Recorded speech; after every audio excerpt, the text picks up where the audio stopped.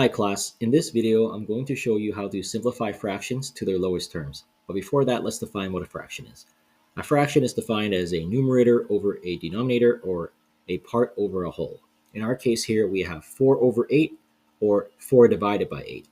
To simplify it, I must pick a whole number that is greater than 1, but I want to start with my lowest one that's greater than 1. So in this case I'm going to try 2. Can I divide the top number by 2? Yes, I can. Can I divide the bottom number by 2? Yes, I can. 4 divided by 2 and 8 divided by 2. Since I can divide both the top and bottom by the same number, I can go ahead and reduce it. 4 divided by 2 is going to be 2, and 8 divided by 2 is going to be 4. Great, now I repeat the process. For 2 over 4, can I reduce that any further? Can I divide the top number by 2? Yes, I can. Can I divide the bottom number by 2? Yes, I can. So I go ahead and I do that. 2 divided by 2 is going to be 1, and 4 divided by 2 is going to be 2.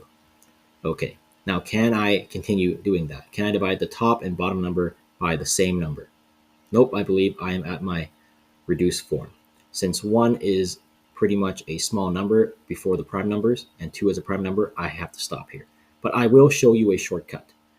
If you want a shortcut to simply divide both 4 and 8 by one number and reduce it to its lowest terms, think about the greatest common factor.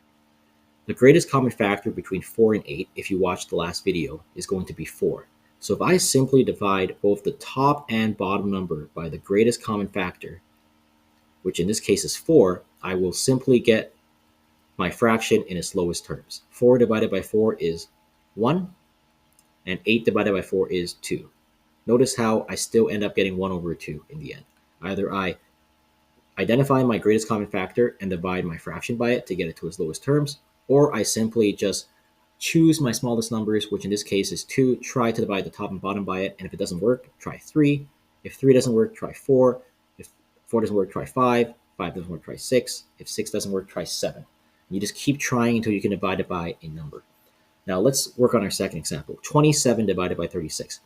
Am I able to divide the top and bottom number by 2? No, I can't. But since 2 doesn't work, let's try 3. Can I divide the top and bottom number by 3? In this case, yes, I believe 3 does work. 27 divided by 3 is going to be 9. And 36 divided by 3 is going to be 12. Great, so that worked. Now, I'm at 9 over 12. Can I divide 9 over 12 by the same number? Let's start and try with 2. Can I divide 9 by 2? Nope, that doesn't work. Since that doesn't work, we stop and we move on to another number. Another number greater than 2 is 3. Can I divide 9 by 3? Yes, I can. Can I divide 12 by 3? Yes, I can. So I go ahead and I do that. 9 divided by 3 is going to be 3. And 12 divided by 3 is going to be 4. Great. Now, can I reduce 3 and 4 any further? In this case, I can't. I can divide the top number by 3. I can divide the bottom number by 4 or by 2, but I can't divide them by anything that is common anymore. So I stop, and that's my fraction in its lowest terms. In this case, or you can try the greatest common factor method. So the greatest common factor between 27 and 36 is 9. So if I simply divide both the top number by 9 and the bottom number by 9, I will get my fraction in its lowest terms already. 27 divided by 9 is 3, and 36 divided by 9 is 4. So I get my fraction in its lowest terms using this method.